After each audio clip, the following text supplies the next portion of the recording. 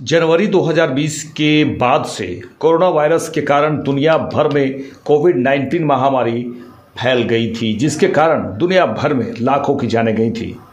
यह वायरस सांस, आँख, नाक और मुंह के जरिए शरीर में प्रवेश कर रहा था। 30 जनवरी 2020 को भारत में कोरोना का पहला मामला सामने आया था।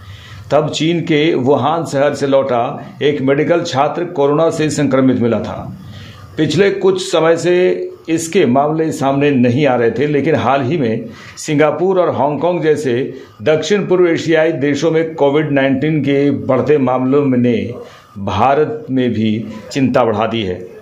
मुंबई में भी 53 मामले सामने आए हैं। ऐसे में बृहन्मुंबई म्यूनिसिपल कॉरपोरेशन बीएमसी ने एशिया के कुछ हिस्सों में बढ़ते मामलों के बावजूद शांति बनाए रखने और निगरानी जारी रखने का आग्रह किया है। साथ ही नागरिकों को सलाह दी है कि अगर कोविड के लक्षण दिखाई दें तो वे मेडिकल हेल्प लें। सिंगापुर और हांगकांग जैसे दक्षिण पूर्व एशियाई देशों में कोविड-19 के मामलों में वृद्धि देखी जा रही है, जिस कारण वहां के स्वास्थ्य अधिकारी सतर्क रहने और सावधानी बरतने की सलाह दे रहे हैं। नेशन थाईलैंड के अनुसार 3 मई को समाप्त सप्ताह में हांगकांग में कोविड-19 के 31 गंभीर मामले थे। सिंगापुर में स्वास्थ्य मंत्रालय और संचारी रोग एजेंसी ने कहा कि 27 अप्रैल से 3 मई के सप्ताह के लिए कोविड-19 मामलों की अनुमानित संख्या 14,200 थी और उसके पहले के हफ्ते में यह आंकड़ा 11,100 था।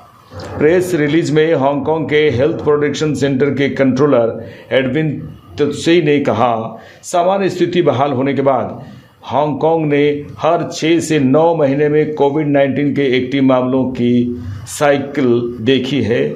हमें उम्मीद है कि कोविड-19 की एक्टिविटी का लेवल कम से कम अगले कुछ हफ्तों तक अधिकतम लेवल पर बना रहेगा। 19 मई को national centre for disease control NCDC, emergency medical relief division EMR, disaster management cell, Indian council of medical research ICMR और सेंट्रल गवर्नमेंट के हॉस्पिटल के एक्सपर्ट्स ने director general of health services की अध्यक्षता में हुई समीक्षा बैठक में निष्कर्ष निकाला कि भारत में वर्तमान कोविड-19 स्थिति नियंत्रण में है। 19 मई 2025 की बात करें तो 19 मई 2025 तक भारत में सक्रिय कोविड-19 मामलों की संख्या 257 है, जो देश की बड़ी आबादी को देखते हुए बहुत कम आंकड़ा है। इनमें से लगभग सभी मामले हल्के हैं, जिनमें अस्पताल में भर्ती होने की आवश्यकता नहीं है। हालांकि केंद्रीय स्वास्थ्य मंत्रालय स्थिति पर लगातार नजर रख रहा है और यह सुनिश्चित कर रहा है कि सार्वजनिक स्वास्थ्य की सुरक्षा के लिए उचित उपाय किए जाएं। मिली जानकारी के अनुसार दक्षिण पूर्व एशिया में कोविड-19 के मामलों में वृद्धि मुख्य रूप से JN.1 वेरिएंट के कारण हुई है, जो कि ओमिक्रॉन BA.2.86 वेरिएंट का वंशज है। WHO के अनुसार JN.1 वेरिएंट में लगभग 30 म्यूटेशन है और उनमें से LF.7 और NB.1.8 है, जो हाल ही में रिपोर्ट किए गए मामलों में 2 सबसे कॉमन वेरिएंट हैं। जनवरी 2024 की शुरुआत में ही JN.1 के केस भारत में भी मिले थे और अभी सिंगापुर, हांगकांग में उसी वेरिएंट के कारण मामले बढ़े हैं। हालांकि मुंबई के मामले कौन से वेरिएंट के हैं, इस बारे में पूरी जानकारी सामने नहीं आई है। विश्व स्वास्थ्य संगठन WHO ने बताया कि JN.1 सब वेरिएंट BA.2.86 में एक एक्स्ट्रा म्यूटेशन से बना है और यह काफ़ी तेज़ी से फैलता है, इसलिए सभी को सावधान रहने की ज़रूरत है।